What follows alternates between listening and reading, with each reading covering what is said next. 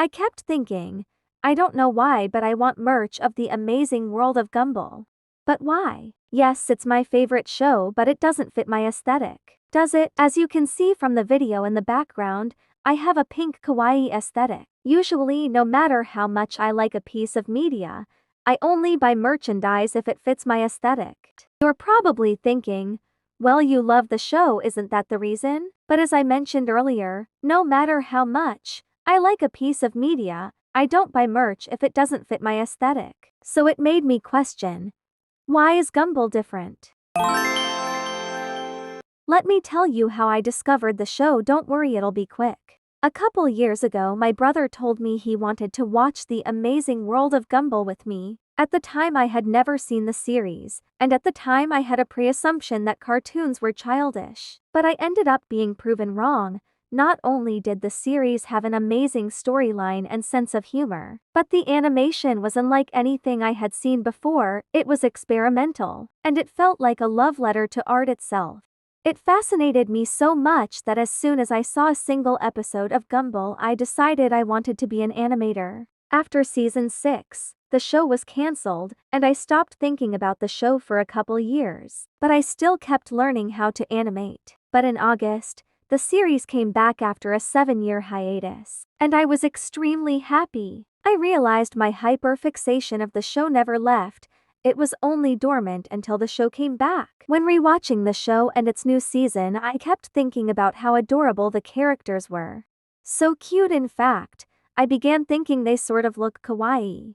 You're probably confused and wonder what I mean. The series isn't considered a kawaii show in the way other cartoons are, such as Bee and Puppycat and Summer Camp Island. They're also unafraid to give the characters realistic expressions to deliver jokes. But I still kept thinking about how in some scenes the characters look kawaii. The Wattersons have cute round designs. Each of them has a bright color palette, and large expressive eyes too. These are common design choices in kawaii mascots. But I thought it was coincidental, or I was reading into it too much. But then I found out on the Gumball wiki the creator, Ben, took inspiration from Japanese mascots. Not only that, but Ben said he took inspiration from anime and from Studio Ghibli too. In fact, the characters can often be seen with anime-inspired expressions. Especially Darwin, he is so cute he blinds Gumball with his cuteness in the compilation episode. I love this scene in the new series where a gang was inspired to become cute after they met Darwin. The show also references kawaii media sometimes. For example, it references Sailor Moon multiple times. There's also a scene in the series where Terry imagines herself in a J-pop music video. In it, she's seen with her hair in a curled pigtail hairstyle and a poofy dress, a common look in J-pop. And in the new season, Ori can be seen wearing a kawaii outfit to gain Nicole's trust. She is deceptively portraying herself as cute. She even wears cat ears, which is commonly seen in kawaii characters,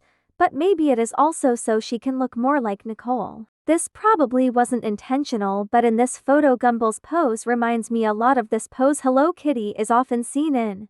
In the episode The Fury, there is an amazing fight scene animated by the anime studio, Studio for C, and in it we see Gumball, Anais and Darwin as kawaii chibi characters. There's plenty more references, but if I mention every reference, we'd be here forever. And there is something more interesting I noticed. These realistic objects with faces on them felt very familiar. In the series, there are also foods like Idaho and Anton with faces on them. It reminds me a lot of this kawaii trend from the 2010s, where people draw cute faces onto photos of real items. There's also a minor character, just a hand with doodles on it, which was also another kawaii trend as well. I'm not certain if these designs were inspired by this trend, but the show did make a reference to these photos, and even included the filter that was commonly used with these photos in the 2010s. So maybe it isn't far-fetched to believe they took inspiration from this. You see,